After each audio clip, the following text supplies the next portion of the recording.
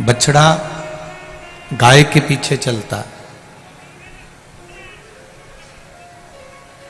पत्नी पति के पीछे चलती है, चेला गुरु के पीछे चलता है और मेरा महादेव एक लोटा जल चढ़ाने वाले के पीछे चलता है।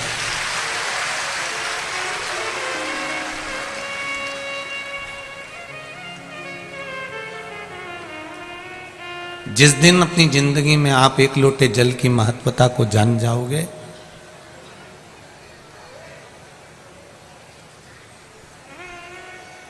वो एक लोटा जल का महत्व जिस दिन आपकी जिंदगी में आ जाएगा, उस दिन फिर आप कभी भटकोगे नहीं।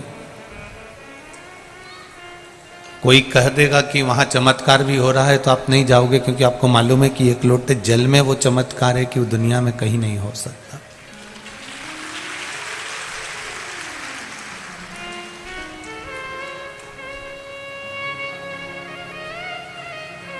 कानपुर वालों को तो बहुत खुशी मनाना चाहिए। कानपुर वालों को तो बड़े आनंद का विषय है कि केवल कई जगह पर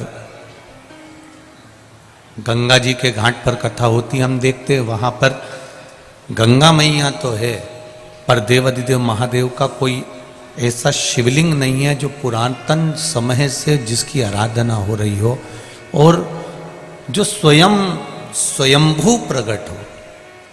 जैसे काशी के विश्वनाथ जी स्वयंभू प्रकट हैं, उज्जैन के महाकाल, केदारेश्वर, सोमेश्वर, भीमाशंकर, मल्लिकार्जुन, त्र्यंबकेश्वर, ऐसे ही कानपुर आने वालों को मैं निवेदन करना चाहूंगा या कानपुर की धरा वालों से कहना चाहूंगा कि आप किस्मत वाले हो जो आनंदेश्वर आपके बीच में स्वयं विराजमान।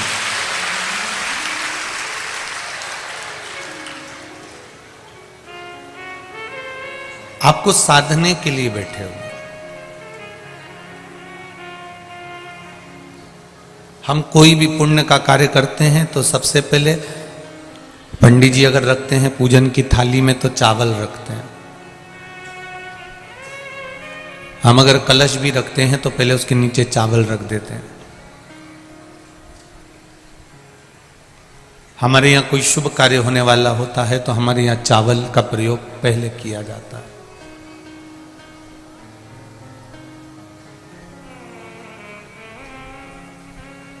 सारी चीजों का प्रयोग बाद में है, पहले चावल का प्रयोग है। अक्षत,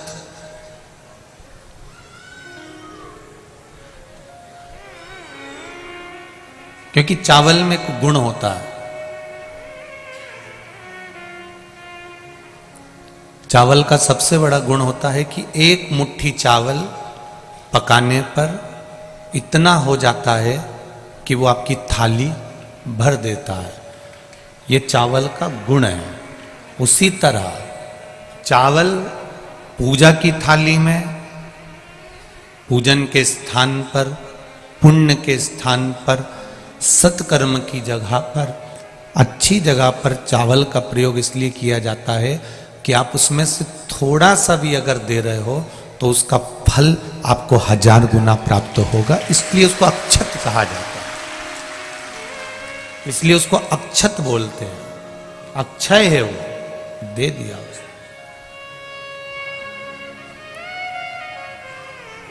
पुण्य, एक मुट्ठी चावल को हम पकाते हैं तो इतना सारा हो जाता है, उसी तरह पुण्य थोड़ा सा करने पर इतना हो जाता है।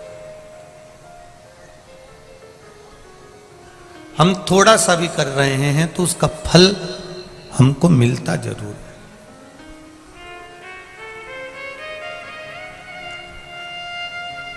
आप इतनी संख्या में, लाखों की संख्या में आप लोग कथा सुनने आ रहे हैं। जिनको छांव में जगह मिल गई वो बैठ गए, जो धूप में हैं वो भी बैठे हुए हैं। और कोई 2 बजे कथा चालू होती है तो तुम क्या 2 बजे धूप में आके थोड़ी ना बैठते हो। सुबह 8 बजे से 7 बजे से अपनी अपनी जगह संभाल कर बैठ जाते हो, जहां देखो वहां पर बैठे रहते हो।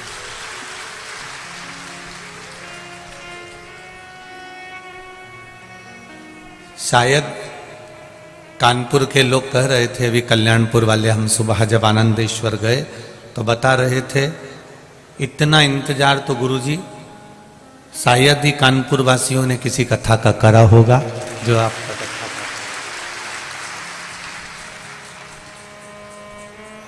हमारा निवेदन केवल इतना है, आपने सियोर वाले महाराज को समय नहीं दिया है, ना सियोर वाले महाराज की कथा सुनने आए।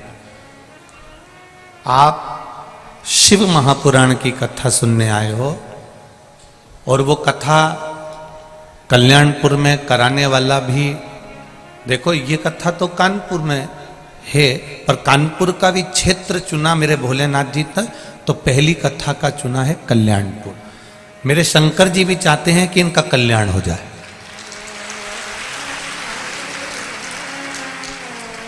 कल्याणपुर क्षेत्र चुना, और ये कथा, ये जितने भी जजमान बने हैं या जितने भी आयोजक समिति है, ये इनके बस की नहीं थी।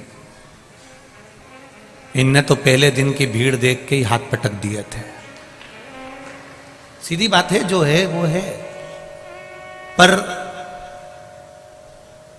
प्रशासन ने भी इनका कदम से कदम मिलाकर 2 कदम आगे चलकर पुलिस प्रशासन ने और यहां की प्रशासन ने साथ दिया।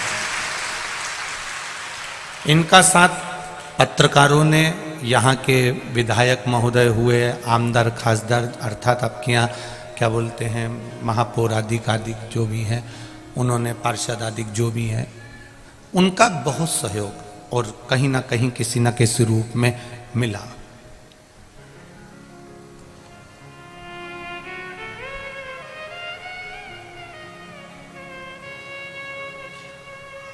कोई कह रहे थे गुरुजी हमने तो कुंभ का मेला देखा था और दूसरी बार कानपुर का ये मेला देखा।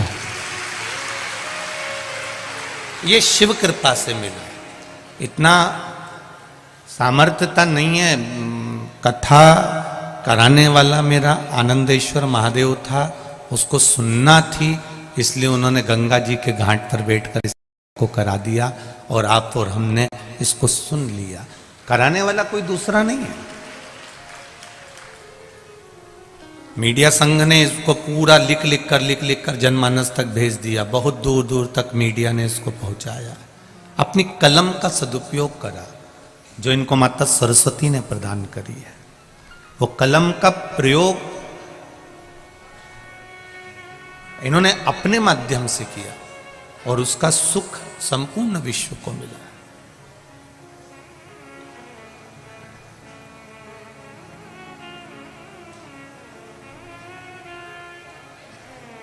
आगे बढ़कर भगवत स्मरण की भक्ति को धारण करना, थोड़ा सा पुण्य, थोड़ा सा चावल पकाने पर ज्यादा हो जाता है, उसी तरह जैसे पुण्य थोड़े से ज्यादा होता है, उसी तरह पुण्य की शरण में पाप अगर रहता है तो पाप ज्यादा से थोड़ा हो जाता है। जैसे पालक और मेथी, मेरी जीजीवन जानती हैं, मेथी की सब्जी बनाओ, पालक की सब्जी बनाओ, इतनी सारी कढ़ैया भर के रख दो, वो इतनी सी हो जाए।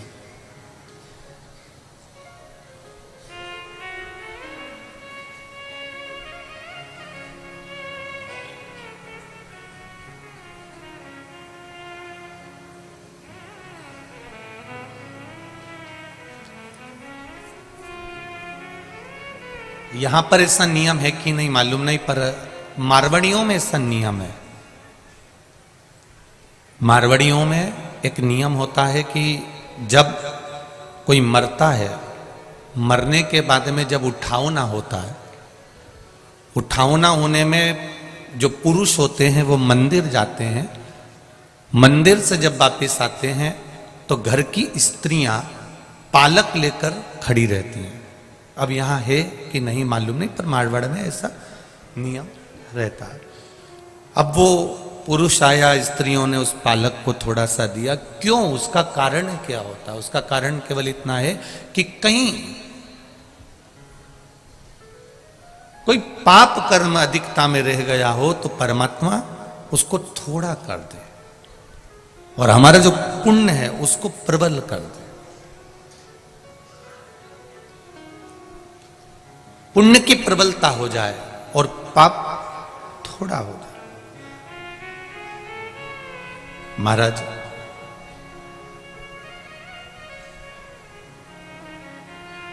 गैस के बट्टे पर दूध को तपा रहे हो, थोड़ा तुमको कहीं जाना है और जल्दी है, तो गैस का जो खटका होता है उसको स्लो रखोगे कि तेज रखोगे?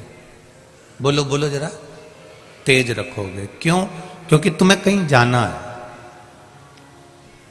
तुम्हें कहीं पहुंचना है।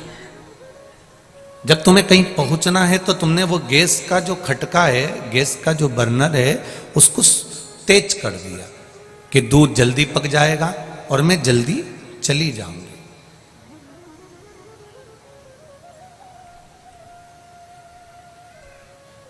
और अगर तुम्हें कहीं जाना नहीं है तो गैस का जो पॉइंट है वो स्लो रख दिया, मैं अब आराम से झाड़ू लगा के आती हूँ, कपड़े धो के आती हूँ, स्नान करके आती हूँ, अब तक ये दूध तक जाएगा, इतनी देर में मैं आ जाऊंगी।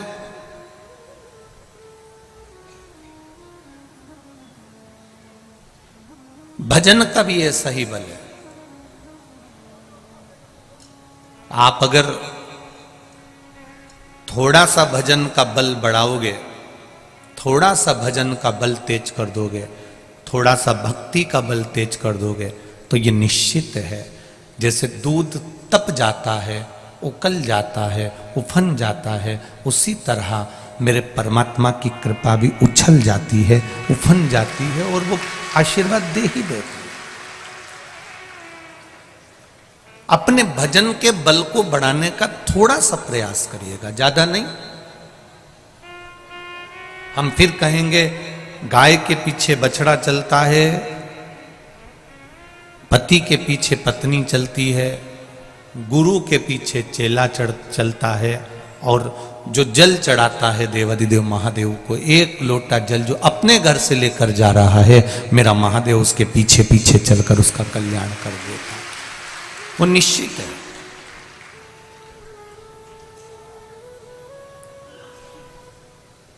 आज कोई कह रहा था गुरुजी ईश्वर तो हमारी सुनता ही नहीं है, भगवान तो हमारी सुनता ही नहीं।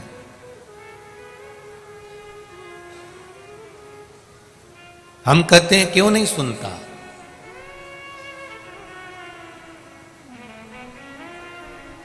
उसका कारण केवल एक है। गुरुजी मैंने 2 घंटे भगवान का भजन करा, मैंने श्री शिवाय नमस्तुभ्यम का जाप करा, मैंने पूजन करी, मैंने अर्चना करी, मैंने आराधना करी, मैंने पाठ करा, मैं शिव जी के रोज मंदिर जाता हूँ, रोज अभिषेक करता हूँ, रोज अर्चना करता हूँ, उसके बाद भी भगवान मेरी क्यों नहीं सुनता?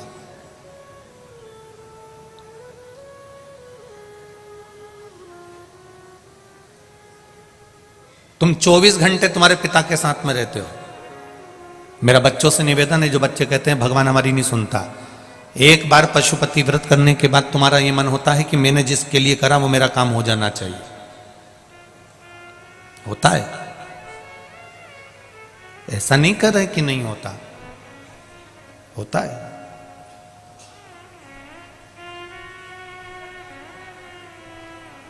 ईश्वर हमारी क्यों नहीं सुन रहा? हमने पूजन करी, आराधना करी, अर्चना करी, पशुपति व्रत करे, जल चढ़ाया, धूप बत्ती लगाई, अगरबत्ती लगाई, सब करा हमने, फिर भगवान दिया भी लगाया हमने, भगवान ने क्यों नहीं सुना? मैं उनसे कहना चाहूंगा जो लोग कहते हैं कि ईश्वर हमारी क्यों नहीं सुनता, जो कहते हैं कि ईश्वर हमारी नहीं सुनता, मैं उनके लिए कहना चाहूंगा, मैं उनके लिए बोलना चाहूंगा कि एक बात का ध्यान रखिएगा, बेटे के साथ में बाप हर पल हर घड़ी रहता है, बेटा और बाप दोनों साथ में रहते हैं, उसके बाद भी बेटे पर बाप का अंतिम समय जब आता है, तब जब सोचता है कि मैं बीमार पड़ गया, तब बाप अपने बेटे पर पूर्ण भरोसा कर कर सारी जायदाद पे सिग्नेचर करता है। क्या इससे पहले कर देता है क्या? कि तुम 2, 4, 8 साल पिता के साथ में रहे, 10 साल साथ में रहे और वो तुमको अपना मकान दे देगा, अपनी दुकान दे देगा, अपनी जमीन दे देगा, अपनी जायदाद दे देगा?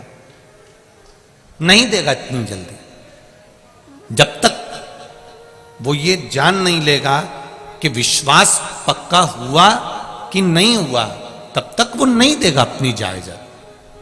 अपना जो धन है, अपना जो वैभव है, वो जब तक नहीं देगा जब तक कि वो देख नहीं लेगा कि ये इसको विश्वास जागा कि नहीं जागा।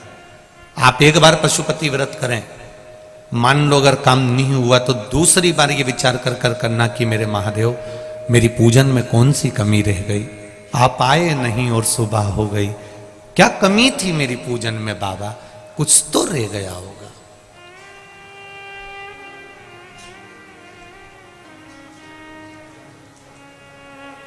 कई लोग कहते हैं गुरुजी हमने बेलपत्री और शहद वाला भी प्रयोग करा परंतु सबका हुआ, हमारा क्यों नहीं हुआ। तो हम उनसे कहना चाहेंगे कुछ ना कुछ त्रुटि तुम्हारी जरूर होगी। तुम परीक्षा देने जा रहे हो, मना नहीं है, खूब पढ़ाई करी है तुमने, खूब अच्छे से पढ़ा है, जिस दिन तुम्हारा एग्जाम है उस दिन तुमने क्या देवाधिदेव महादेव को बेलपत्र चढ़ाई है? नहीं गुरुजी हमको एग्जाम देने दूर जाना था तो हमने एक दिन पहले चढ़ा दिया। तो हमने भी कह दिया तुमने एक दिन पहले खाया था, फिर उस दिन मत खाना जिस दिन तुम्हारा एग्जाम था।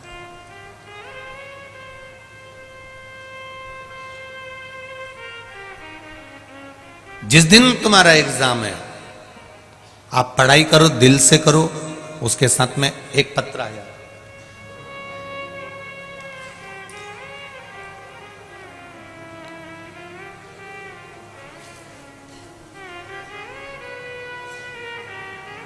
प्रिया मिश्रा शिक्षिका LIC अभिकर्ता पनकी कानपुर से आई हैं। कहीं बैठी हो तो हाथ हिलाइएगा। कहीं बैठ आप ही हैं?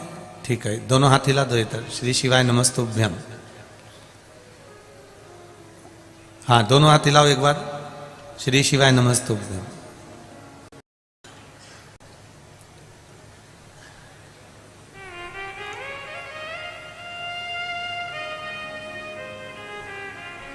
मैं क्या वर्णन करूं गुरुदेव,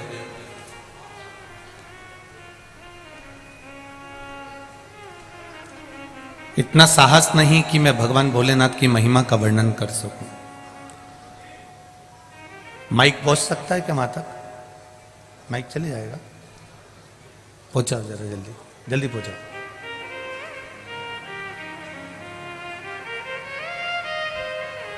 कार्यकर्ता एक दूसरे को माइक देते जाओ, पहुंच जाएगा। हाँ हाँ पहुंचाइए, एक दूसरे को दे दो, दे दो, यहीं दे दो एक दूसरे को। हाँ एक दूसरे को तो बढ़ाते जाओ। हाँ दो, बढ़ाइए। हाँ दो, यहीं दो बाबा, कहाँ ले जा रहे हो? हाँ दो, नीचे लेडीजों को दे दो, वो तो बहुत समझदार है मेरी माता है, वहीं बैठे बैठे ही बढ़ा देगी, खड़े होने की जरूरत ही नहीं पड़ेगी। हाँ देते जाओ, देते जाओ, जरा उधर पहुंचाओ। हाँ देते जाओ उधर, बाकी की बैठते जाओ आप लोग। हाँ बढ़े जाओ, देते जाओ उधर। हाँ देते जाइए। श्री शिवाय नमस्तुभ्यम गुरुजी। श्री शिवाय नमस्तुभ्यम दीदी, कैसे हैं आप? बहुत अच्छे हैं। कहाँ से आई हैं? मैं पनकी से आई हूँ। पनकी कानपुर। हाँ, पनकी में कहाँ रहती हैं? पनकी गंगागंज रहती हूँ, गणेश शंकर विद्यार्थी नगर। अच्छा, क्या नाम है आपका? प्रिया मिश्रा नाम है मेरा। आप बड़ी प्रसन्न दिख रही हैं और बहुत अच्छी बातें आपने इस पत्र में लिखी मेरा है। रोम रोम खिल रहा है गुरुदेव, मैं बखान नहीं कर सकती अपनी आपने वाणी से कुछ भी। वर्णन करा है मेरे दो भाई श्याम और निहाल जी, निवासी बिधापुर, दोनों बच्चों ने एयरफोर्स का एग्जाम दिया जी। आपके बताए गए उपाय बेलपत्र वाला शहद लगाकर जाने से दोनों लोगों को बहुत अच्छे नंबर सफलता के लिए मिले हैं जी। अब ये बताएं कि एग्जाम तो दिया थे जी, उसके बाद में काम अटक गया था जी। उनका। गुरुजी एग्जाम दे के आए, बहुत अच्छे नंबर मिले, लेकिन जब मेडिकल हुआ और रनिंग वगैरह हुई, दौड़ हुई, तो उसमें इन लोगों को ऐसा महसूस हुआ सब कुछ इतनी आसानी से होता चला गया मानो बाबा सब कुछ कर रहे हों।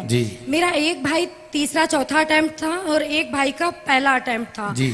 मेडिकल में एक भाई को तो आंखों की थोड़ी सी प्रॉब्लम बता दी, उसमें भी उसने तुरंत मेडिकल क्लियर कर लिया। और एक भाई के 8 दांत खराब बता दिए और 5 किलो वजन कम कर बता दिया। फिर भोलेनाथ जी ने क्या किया वो बता दो। 15 दिन का टाइम दिया, सब लोगों के मन में निराशा आ गई, लेकिन मेरे अंदर एक जोश था, नहीं मेरे भैया आएंगे करेंगे आके। भोलेनाथ से मैंने अपना भाई बहन का रिश्ता बना के आपने लिखा इसमें, मैंने श्री शिवाय नमस्तुभ्यम का जाप मेरे पूरे परिवार ने पूरे करना प्रारंभ परिवार कर दिया। ने, बच्चा बच्चा और जो एक जहाँ लोटा पर- जल हम दोनों भाइयों को ले जाकर शिव जी को चढ़ाना प्रारंभ जी, कर दिया। जी, बच्चा बच्चा जहाँ पर जो था वो वहीं से बैठकर श्री शिवाय नमस्तुभ्यम का जाप कर रहा था, और मानो अंदर स्वयं बाबा सब कुछ कर रहे हो। इतनी जल्दी सिलेक्शन लेटर हाथ में लेके बाहर जय निकल हो, आए जय हो, जय ये हो। दोनों। अब आपका दोनों भाइयों का सिलेक्शन लेटर हाथ में आ गया और हाथ बाबा ने में आ कृपा गया। कर दी। जी, हर हर महादेव, बहुत बहुत बधाई हर- आपको। आपको इंडियन एयरफोर्स में